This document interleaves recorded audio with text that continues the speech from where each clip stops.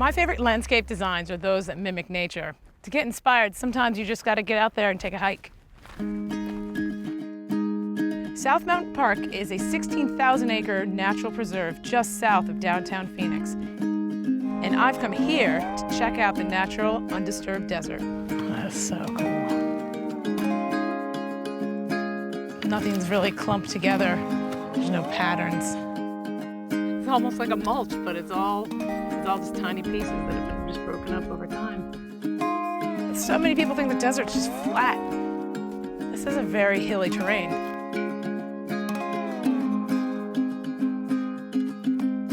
The challenge for any designer is that you cannot replicate nature exactly in a suburban lot. What I like to do is take cues from the natural world and try to integrate them into my designs. Here in Phoenix, I'm working with Rod Pappas, who's a local landscape contractor, to do just that. So Rod, we have a blank canvas here. Is this typical of a landscape in Phoenix? Yes, it is. It's very typical of somebody's front yard who may have had turf at one time, covered it up with some sort of weed barrier, put granite down, and called it a day. Right. Well, the only thing I see here is this honeysuckle. It's blocking the window. It's causing some security issues. We're going to do away with it. All right, we could do that. Hi. Hi, Shoshana. Morning. Nice to see you. Good morning. Hello. Hi. So when we all spoke on the phone, we talked about wheelchair access for your mother, right? Right. Because my biggest concern is always to get my mother out and get her to the street. Right, right. Once we learned about that, we decided it'd be best if we built a natural-looking walkway out of pavers. So we're going to come off of this sidewalk here, come out here a ways, and about middle of the yard start curving in, and then back out again, and eventually meet up with the sidewalk here. It's going to be easy now for them to roll either a gurney or a wheelchair or whatever they want back and forth. It'll be plenty of wide for accessibility. Wonderful. That sounds Which great. is very, very important. Yeah.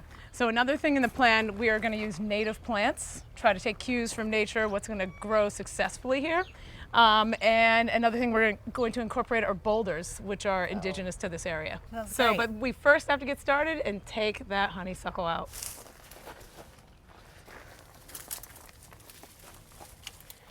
Okay, I'm going to scrape some of this rock off, and you guys can dig the dirt underneath, okay? Once we get some of this granite scraped away.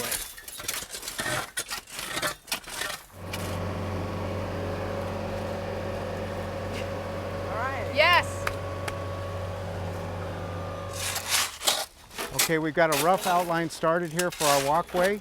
It's going to be about 3 feet wide, so we're going to dig down about 3 or 4 inches, clear off that granite, haul it away, and put it to the side for future use.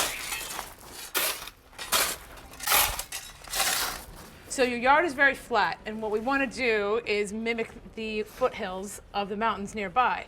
So we're going to create these mounds that are about 4 feet wide by about 8 feet long, 6 or 8 inches high, just to add some undulation to your landscape. Before we place the boulders, we're going to dig out an indentation about the size of the boulder, go down about 3 or 4 inches, so it looks like the boulder's been sitting there for about 1,000 years.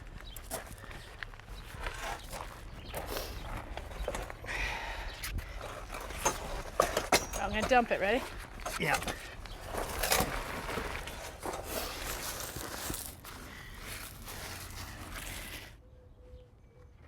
Okay, so now we have 3 mounds throughout the property and boulders have been placed. We've also staged all the plants, and we like to stage the plants so you have the ability to adjust them or move them around or tweak them, unless you absolutely love it. What do you think? I'm in love with it. Yes! It's amazing how much color you can get from desert plants out here. Like this red yucca right here, this is going to bloom like 8 months out of the year. You'll have multiple stalks out of here, and it goes with your mailbox. Love that touch. That's awesome. Over here we have some lantana on the ground. It's a perennial, and it's going to cover this ground with this beautiful yellow flower for most of the year. And that's wonderful. Yeah, one plant goes a long, long way. Hey guys, look over here. A bougainvillea. Have you ever seen one of these before? Well, I grew up in Florida, so I see them all the time crawling over walls. Well, this one's not going to do that because it stays close to the ground. It's a compact variety, only gets about 2 or 3 feet tall, and that's as big as it gets. So just like a mound on the ground. Just like a ground cover mound, yeah. And that color is amazing. Oh, that's Yeah, it neat. is. And this is our anchor tree of the whole design, the Chilean mesquite. This is going to be the biggest plant eventually on this property. It's thornless, as you can see, has a very airy, delicate type leaf to it, And you've got a few of them in the neighborhood, Actually, don't you? these are one of my favorite trees because as the years go on, the bark actually starts to turn. We got some barrel cactus over here. These are called golden barrels. They do very well with little water. The color in these is the thorns and the crown. You very rarely see any blossoms on these, but be careful handling those. They will bite. Well, I'm going to let you plant these. Okay. Okay. A couple more lantana. Then we have some agave augustinas, and they will actually multiply and shoot out additional pups, what we call them, from the sides. After about 7-8 years, they'll send up a stalk that blooms a nice bright yellow. Yeah. And that's the end of their lifetime. And then the plant will die? That's right. The plant will die, but it leaves behind a family of young ones that will continue to grow. All right, well, let's get these in the ground. We're cutting away the plastic on the outside here because we want to still keep the rest of it intact to serve as a weed barrier. When we're digging this hole for the plant here, we want to keep the hole about twice as big as the original container. The key to planting a cactus is to protect your hands from all those thorns. And I have a piece of cardboard that I'm going to wrap around it while I try and work it free of the container.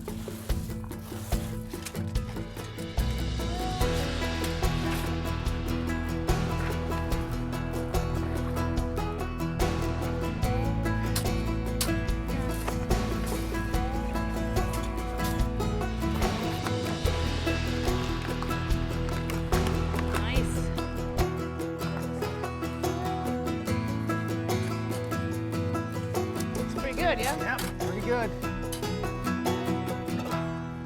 So we're ready to start with the walkway. And what we did first to prepare for it was to excavate down about 4 inches. We backfilled it with the 1/4- granite, which is 1/4 inch smaller. We leveled it, and then we went over with a plate compactor. All right, so here are our pavers. These are all modular, but we picked the color to have earth tones in it.